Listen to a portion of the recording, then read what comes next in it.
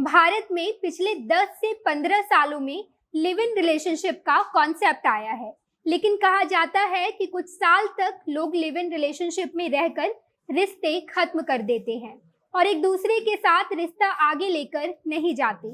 इसका जीता जागता उदाहरण पटना में देखने को मिला है, जब पटना का एक लड़का दिल्ली में बिहार की ही एक लड़की के साथ लिव इन रिलेशनशिप में रहा करता था। 6 साल तक लिव इन में रहने के बाद उसने कुछ ऐसा कर दिया कि आज उस महिला को दर दर भटक कर मदद की गुहार लगानी पड़ रही है। अब नमस्कार, मैं नेहा चौधरी कैमरा पर्सन ओम प्रकाश के साथ और आप देख रहे हैं जनता जंक्शन। दरअसल मामला बिहार का है, लेकिन ये जोड़े दिल्ली में लिव इन रिलेशनशिप में रहते हैं। बताया जा रहा है कि युवती की शादी पहले से ही हो रखी थी। उसकी पहली शादी समस्तीपुर जिले में हुई थी, लेकिन पहले पति को किसी शारीरिक कमजोरी होने के कारण उसे छोड़कर अपने माता पिता के साथ हरियाणा चली आई। युवती हरियाणा में माता पिता के साथ रह ही रही थी कि इसी बीच उसकी छोटी बहन की शादी के लिए एक युवक की तस्वीर आई। युवक दूर का रिश्तेदार है और दिल्ली में ही इंटीरियर डिजाइनर का काम करता है, लेकिन किसी कारणवश छोटी बहन से उसकी शादी नहीं हो पाई। छोटी बहन की शादी उस युवक से तो नहीं हुई, लेकिन संयोगवश उस दौरान युवक का मोबाइल नंबर युवती को मिल गया और इस मोबाइल पर दोनों की बातें होने लगी। धीरे धीरे दोनों करीब आए और दोनों ने एक साथ रहने का निश्चय किया, जिसके बाद से ही ये जोड़े ने लिव इन रिलेशन में रहना शुरू कर दिया। 6 साल तक लिव इन रिलेशनशिप में रहकर दोनों ने आर्य समाज मंदिर में शादी कर ली। शादी इसी साल 2022 के जनवरी महीने में दिल्ली में हुई थी, लेकिन इसके बाद लड़की की हरकतें बदलने लगी और वह 10 लाख रुपए दहेज मांगने लगा।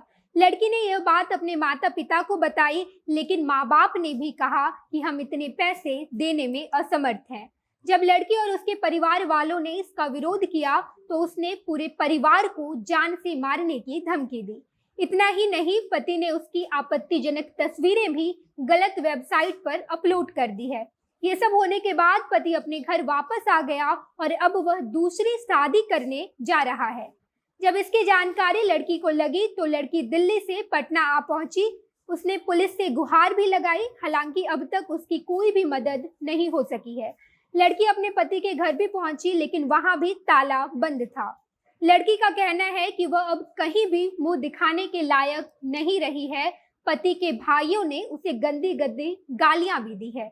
इधर ग्रामीणों का कहना है कि चुपके चुपके शादी की तैयारियां चल रही है। लड़के को हल्दी भी लग चुका है और 10 जून को उसकी शादी है। युवती फिलहाल दिल्ली लौट गई है। उसने शादी की कई तस्वीरें पटना एसपी और बाढ़ थाना अध्यक्ष को दी है, जो आर्य समाज मंदिर में शादी के दौरान ली गई थी। हालांकि आजकल लिव इन रिलेशनशिप में रहना बड़े शहरों में आम हो चुका है, इसलिए सुप्रीम कोर्ट ने इसे कानूनी तौर पर लीगल माना है। चूंकि इसको लेकर भारतीय संसद में कोई कानून पारित नहीं किया गया है, इसलिए सुप्रीम कोर्ट का आदेश ही इस मामले में कानून की तरह काम करता है और सुप्रीम कोर्ट लिव इन को पूरी तरह लीगल मानता है। लेकिन कई केसेस में देखा गया है कि लिव इन रिलेशनशिप सफल नहीं हो पाता। बाकी आप इस संदर्भ में क्या विचार रखते हैं, हमारे कमेंट बॉक्स में जरूर बताइएगा। आगे की खबरों के लिए देखते रहिए जनता जंक्शन। धन्यवाद।